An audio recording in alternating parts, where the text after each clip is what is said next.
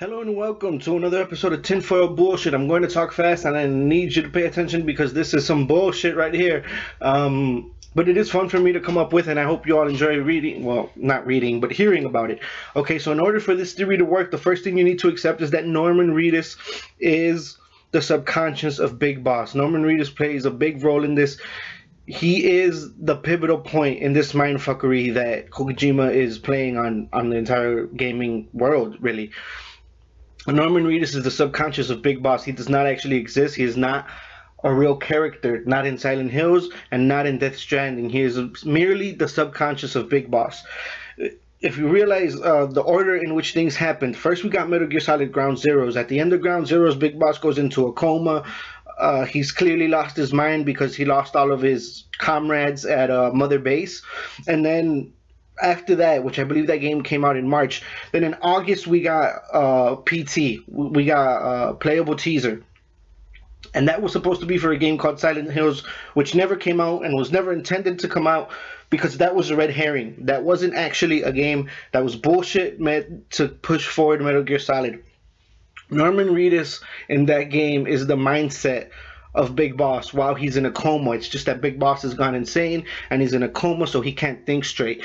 The womanly ghost that we've all grown to know and fear and call Lisa, that's actually the boss. That is the figment of Big Boss's imagination and how he envisions the boss. Obviously, he's still having problems with trying to let go that he murdered her at the end of Metal Gear Solid 3. When the radio personality says that that the person killed all of the family, that again goes back to Metal Gear Solid 3, because when you kill all the bosses in that game, the boss calls all of those bosses her sons. So in a way, Big Boss was killing the boss and her family, and he hasn't come to terms with it, and that's why we get Norman Reedus playing Big Boss subconsciously on a subconscious level, and we're seeing the depiction of Big Boss's horrors in his brain in PT. Okay, so then we play Metal Gear Solid 4 and we get the bullshit with the fucking smoke and mirrors and blah blah blah, whatever the fuck, and we're told that that's it, that that's the end of the game. Then we get this trailer for Death Stranding, and Norman Reedus shows up again. Again, he's the subconscious of Big Boss.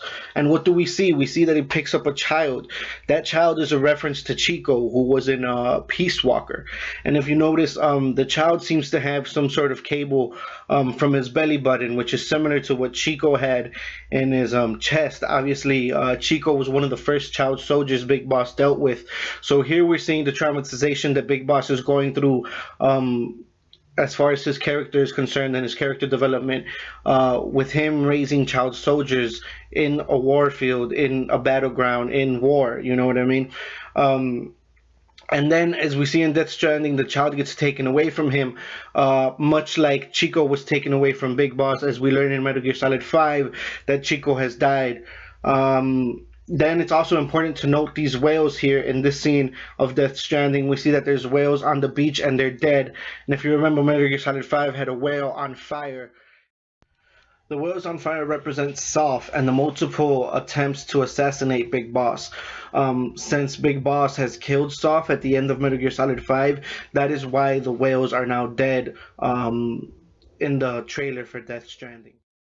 And then also you see those five things floating in the air there. Those things are actually representative of Psycho Mantis, who was in Metal Gear Solid 5 and would also float that way.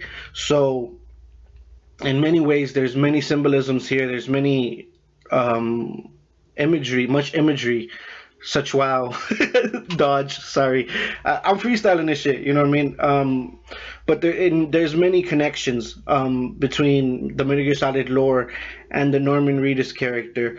If you want to look for it, if you want to put your tinfoil hat on, and if you want to talk bullshit, which that's what I'm doing. This is bullshit, but it's there. You know what I mean?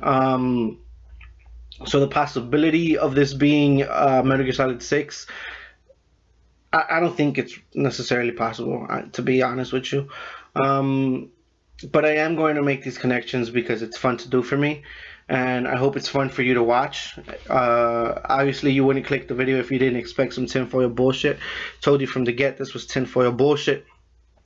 I don't necessarily believe it, but you know, I put my tinfoil hat on earlier today, and I thought of some bullshit. So yeah, Death Stranding is just it's some more mindfuckery uh, to show Big Boss's mental state and to show how fucked up he is and how crazy he is, just like PT was. Um, the Metal Gear Solid story, the story of Big Boss, is being told through many different means. And if I'm right, which I think there's a 99% chance I'm not, but if I am, then I would be very interested in playing the new Metal Gear. But after all this mindfuckery, I don't think I'd buy it on release date. Like this is way too much mindfuckery. It's way too fucking much. So I don't think it's real. I don't think it's true, but it is an interesting way to look at PT since that game was never released, and will probably never be released. You know, it's a nice way to look at it. And you know, maybe not feel so bad that it will never get released. And Death Stranding will probably be released, and it will probably be its own game, which I doubt I will play because I like the lore that I've invented here. Um, so yeah, that's it. That's how the Metal Gear Solid franchise finishes, in my opinion.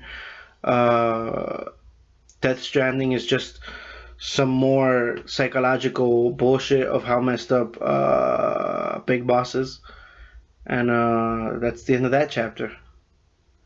Thank you for watching. Like always, like, comment, subscribe. V for victory. Peace.